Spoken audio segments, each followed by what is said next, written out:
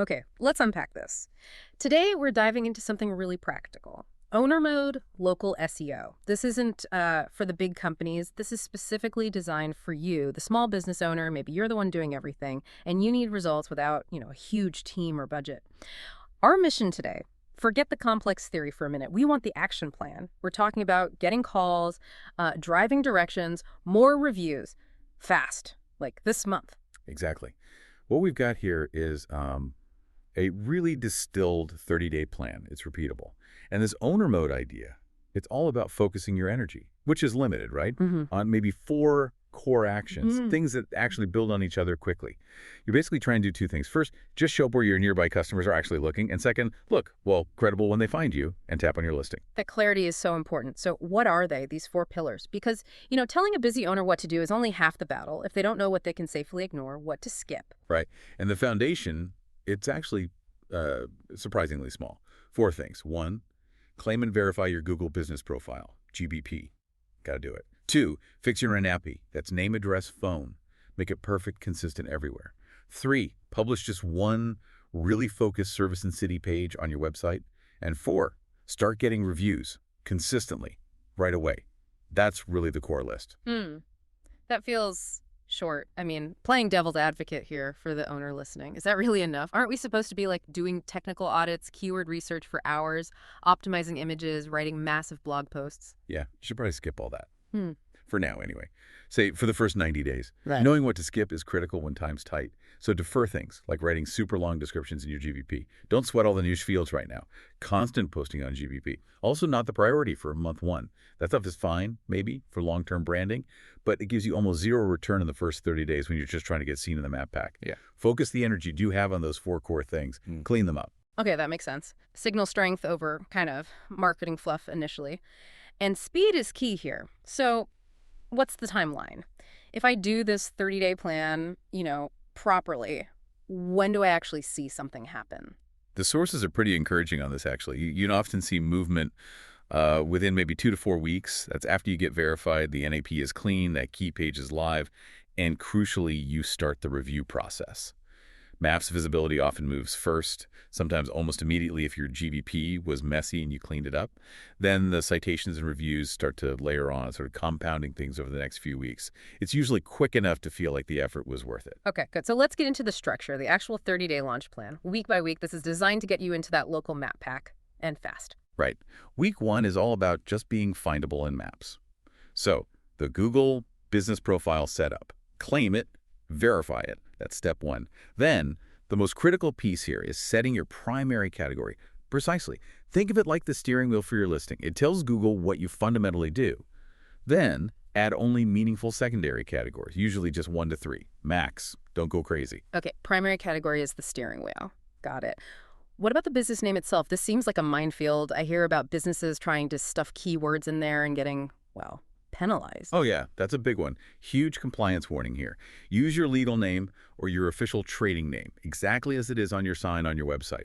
This is not the place for marketing messages. No city names, no services, definitely no keywords crammed into the name field, even if it feels like it might help. It won't, not in the long run. And if your name is currently stuffed, fix that first before you make other edits. Otherwise, you risk a soft suspension. That can just stop everything. Right. Clean basics first. Avoid those hidden traps.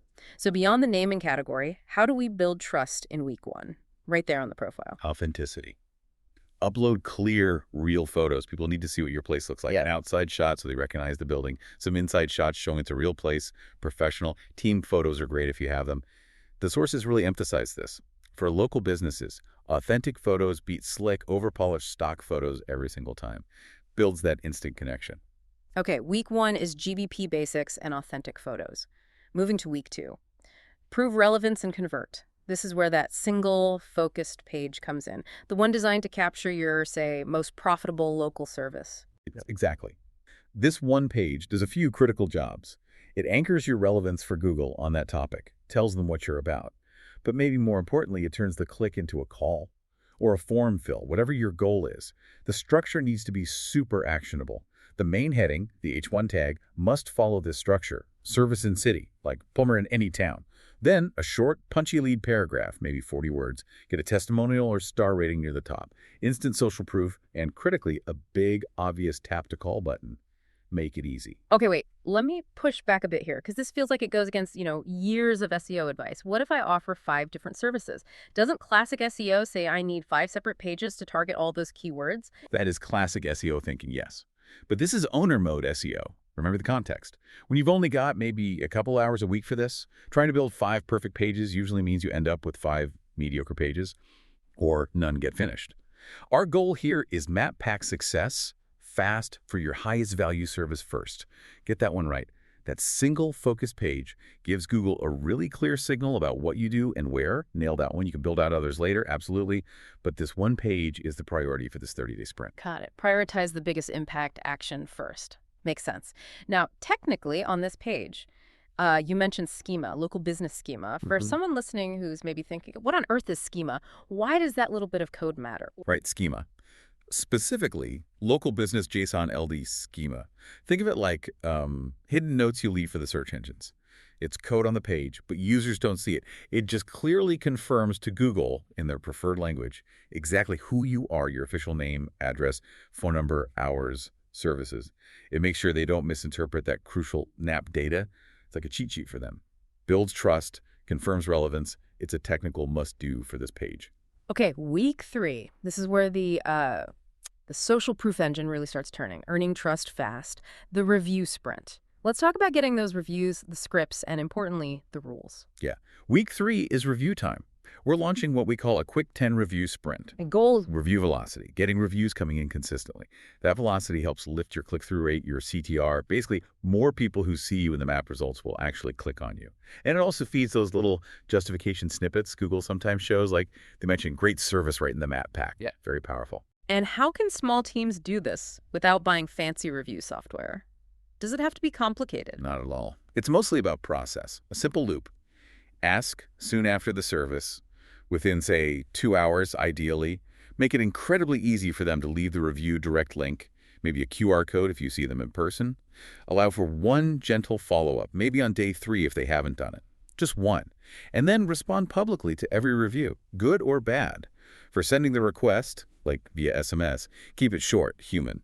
A good example script might be, thanks for choosing us today. A quick 30-second review really helps neighbors find us. Review link.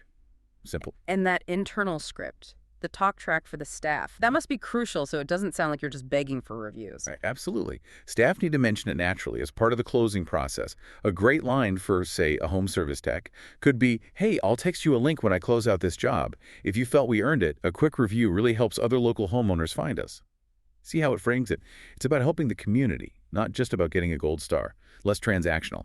Good point. And compliance. You mentioned rules. We can't just ask the happy people, can we? No, definitely not. Compliance is critical here. Firm rule. Ask every customer. Same way. No filtering. And another big rule. No offering discounts or gifts or putting people in a raffle in exchange for a review. That's against Google's terms. Big trouble if you get caught. It undermines the whole system. Just ask nicely, make it easy, and be consistent. Oh, and week 3 is also a good time to add a bit more detail to your GBP. Fill out the products and services sections, use plain language, don't just repeat your categories, and upload some more fresh photos, maybe 6 to 10 this week. Then aim for, say, 2 to 4 new ones each month going forward. Keep it fresh. Okay, makes sense. Keep it real, keep it consistent. Week 4, lock, trust, and measure. This is about citations, but on a, shoestring budget. We're skipping the massive directory lists. Yes, absolutely. Forget paying for hundreds of directory listings. It's mostly noise. You just need the must-have free ones. Why? Because consistency across the important ones matters way more than sheer quantity on obscure sites. So, clean Apple Business Connect. That feeds Apple Maps, Siri, important. Bing Places is another key one. Good news is you can often just import your data straight from GBP. Saves time. Yelp, definitely. Your main Facebook business page. And maybe one key local trust site like your local Chamber of Commerce or the Better Business Bureau if that's relevant in your industry. That's usually enough to start. This brings us right back to that critical NAP consistency, the NAP card rule. I have to admit, I've seen this trip people up so many times. Like chasing a ranking problem for weeks and it turns out to be street spelled out on one side and saint abbreviation on another. Those tiny details. They kill visibility. Quietly. That's why this NNP card rule, as the sources call it, is maybe the single most important operational detail in this whole plan.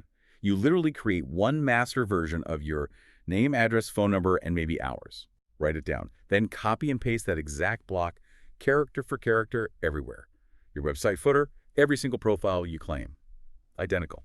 Explain that again. Why does Google get so hung up on tiny differences like saint versus street or an old phone number somewhere? Think of Google like a meticulous librarian trying to verify facts about your business, your entity. If your GBP says 123 Main Street, but Yelp says 123 Main Street, and maybe your Facebook page still has an old phone number listed. Google sees conflicting information. It doesn't know which one is definitively correct. These are called conflicting entity signals. It makes Google hesitant. It slows down how quickly they trust your data, weakens your authority in their eyes, and ultimately holds back your rankings because they can't be 100% sure about your core details. Yeah.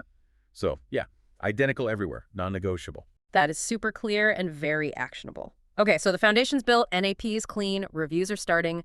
Now, small teams need to track if this is working right, but without getting lost in complicated dashboards, the sources say track just 4 things, maybe 10 minutes a week. That's the idea. Keep it simple. Focus on the outcomes. The 4 essential KPIs are, number 1, calls directly from your Google business profile. That's proof your map's visibility is driving leads. Pure gold. Number 2, direction requests, also from GBP. Huge indicator of intent, especially for brick-and-mortar stores or service areas. Someone asking for directions is often ready to buy your visit. Number 3, new reviews this week. Just track the number. You're watching that velocity. Is it steady? 1 to 3 a week is generally healthy for most local businesses. And the 4th KPI. Top 3 map pack coverage. This one takes a bit more effort, but not much. Basically, pick your top 5-10 most important service and city search terms. Once a week or every 2 weeks, just search them and see if you're showing up in the top 3 map results. Count how many you hit. Track that percentage over time. Are you gaining visibility for your core terms? Simple, outcome-focused. Love it. And there's a technical tip, too, for tracking website visits properly, using a UTM code. Yes. This is important if you want to see website traffic that comes specifically from people clicking the website link on your Google profile. Add a UTM code. It's just a little tag you add to the end of your website URL that you put in your GBP settings. Like yourwebsite.com.utm source, Google in a medium organic and DoM campaign CTOME. This tells your website analytics, like Google Analytics, exactly where that visitor came from. Without it, that traffic just gets lumped in with general organic search, and you can't directly prove your GBP efforts are driving site visits. It connects the dots. Okay, let's put this into practice. Run a quick scenario using those KPIs. Let's say my website clicks from GBP, thanks to my UTM, are going up. Good sign. But calls from GBP are flat. Direction requests are maybe up slightly. What's the diagnosis there? And what's the immediate action I should take? Perfect owner mode analysis right there. Okay, so website clicks are up. Great. That means your visibility efforts are working. People are finding you in the map pack and clicking through. Calls are flat. That tells you the problem likely isn't visibility, it's conversion after the click. Your landing page, that focus service and city page we built in week 2, isn't doing its job effectively enough. It's not convincing people to pick up the phone right then. Directions are up slightly. That confirms people are finding you for navigational searches, which is good local intent. So the action isn't do more SEO, it's fix the page. Exactly. Your SEO got them there, but the page didn't close the deal. So the action is laser focused. Go back to that landing page. Is the tap to call button prominent enough, especially on mobile? Are the trust signals clear? Is the initial message compelling? Optimize the page itself. See, foundation beats busywork. It tells you exactly where to focus next. Brilliant. Okay, so what does this all really mean for the listener? We've walked through a packed 30-day plan, minimal time, maximum local impact. It means the immediate priority is action on these core fundamentals. The power here really is in consistency and getting the details right. Compliance, not in chasing complexity. Which brings us perfectly to our final provocative thought for today. We've really hammered home the importance of that single landing page, but is it possible? Can a business actually rank, maybe even thrive locally with no website at all? Because that feels like the ultimate owner mode dream, right? Skip the website entirely. It's a great question. And while having even a simple, well-optimized one-page site definitely helps, especially for resilience, for capturing those UTM track clicks, for deeper conversion, the source material is pretty clear on this. Yes, strong Google business profile data, high review velocity, and that perfectly consistent NAP across key citations. That combo can surface a business listing effectively on its own. You can absolutely get calls directly from the Maps interface without the user ever visiting a website. So it confirms that these immediate practical steps, the GBP setup, the NFP cleanup, the review push, they're always worth the effort, even if a website is still on the to-do list. So, stop worrying about the perfect blog post for a minute. Go lock down your primary category. Go fix your NFP. Start today.